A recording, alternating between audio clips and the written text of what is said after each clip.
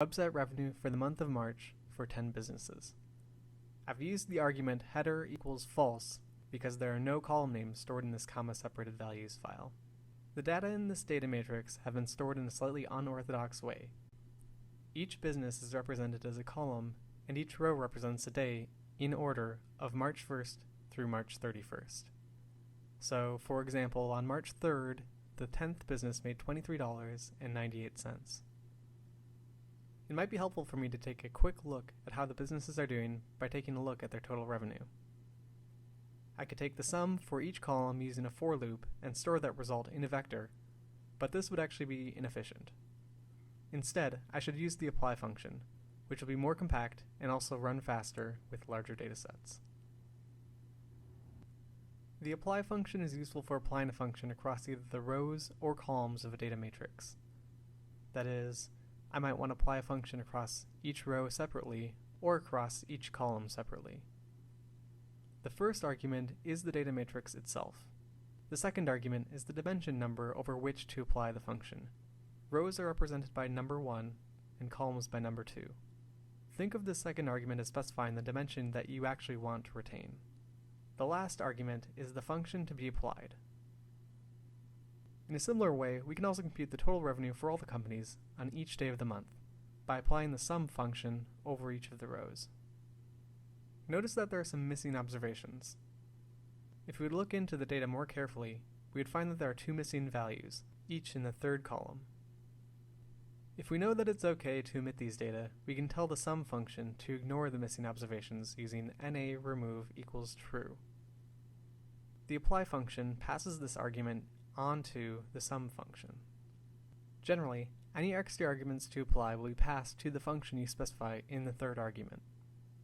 In this particular use case, we probably should want to investigate the missing observations rather than simply ignore them. Also, just a technical note, for this application of apply, I could have used either the call_sums or row_sums functions. Alright, onwards to the second function, tapply.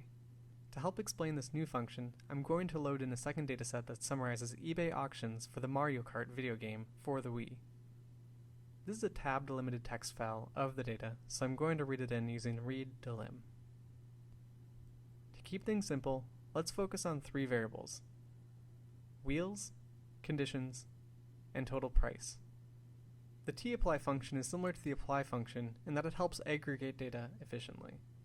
For instance, we could examine the sum of all of the total prices of auctions that were new and used separately by providing the vector for the total price as the first argument, the vector for the conditions as the second, and then the sum function as the third. Just like in apply, the third argument for the tapply function is another function to be applied across the data. However, in this case, the function is applied to each group, where the groups are specified by the second argument, which in this case is the condition of the game. I'm going to modify this command a little bit since it makes more sense to look at the average price of the game. As you might have anticipated, the games that are new tend to sell for more than the games that are used. Here, the difference is about $10.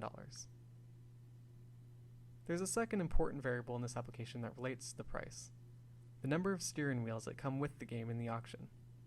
These steering wheels are a game accessory that make playing Mario Kart a bit more fun. Let's look at the average price of the auctions with different numbers of wheels included.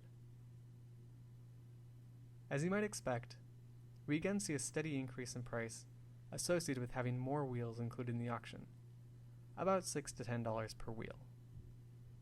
Now, there's something interesting to think about here. If I consider the influence of both price and the number of wheels simultaneously, what will this do to the estimated cost of a new game versus a used game, and also the cost of an extra wheel? A table to look at the average price across each of the combinations of condition and wheels can be made using the tapply function. To do this, I'm going to provide the data frame with just the condition and the wheels columns as the second argument.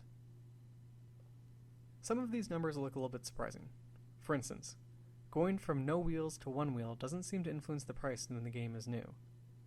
If we dig in a little more, here using the length function in place of the mean function, I can see that one of the groups had very few observations, and so this average is probably less reliable, and this might explain the difference. If I was going to continue this analysis, I'd probably look into this some more. One last function before we wrap up. The by function is a variant of the tapply function.